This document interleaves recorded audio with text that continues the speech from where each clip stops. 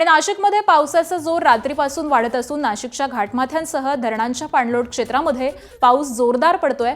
नाशिकमध्ये देखील रात्रीपासूनच सुरू असलेल्या पावसामुळे नदी नाले ओढे ओसंडून वाहत आहेत। त्यामुळे नाशिकच्या तपोवन परिसरातून गोदावरी नदी खळखळून वाहते आहे। नाशिकच्या गंगापूर धरणातून अद्याप कोणताही पाण्याचा विसर्ग केला नसताना देखील इतर नदी नाल्यांचं पाणी गोदापात्रात मिसळल्यामुळे गोदावरी नदी ही वाहायला सुरुवात झालेली आहे। नाशिकच्या गंगापूर धरणातील पाणीसाठा देखील वाढतोय। तर आज दिवसभरामध्ये नाशिकमध्ये पावसाचा जोर देखील अधिक वाढण्याची शक्यता वर्तवण्यात आलेली आहे। आढावा घेतलाय आमचे प्रतिनिधी शुभम बोडकेंनी।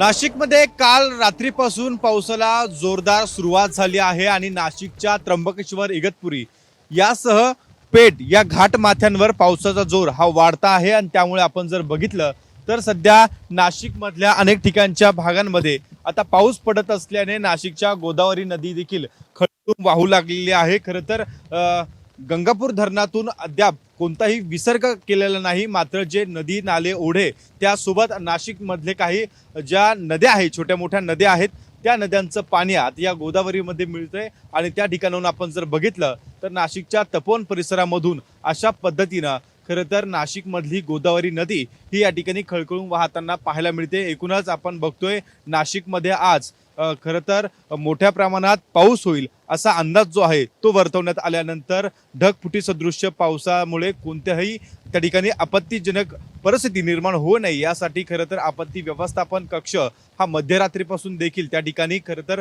ग्राउंड लेवलला त्या ठिकाणी येऊन काम करतोय। एकूण जर बघितलं तर पावसाचा जोर हा काहीसा वाढता असला तरी देखील कोणताही त्या ठिकाणी मुसळधार पाऊस हा शहरी भागामध्ये पडत नाहीये। मात्र त्र्यंबकेश्वर असेल, इगतपुरी असेल यासह पेठ आणि इतर जो घाटमाथ्यांचा परिसर आहे किंवा धरणांचं पाणलोट क्षेत्र आहे त्या ठिकाणी खरं तर पावसाचा जोर हा वाढताना आपल्याला पाहायला मिळतोय। आणि एकूणच नाशिकच्या तपोवन परिसरामधून अशा पद्धतीनं गोदावरी नदी ही आपल्याला त्या ठिकाणी खळखळून वाहताना पाहायला मिळते। आज दिवसभरात देखील पावसाचा जोर हा वाढता असणार आहे।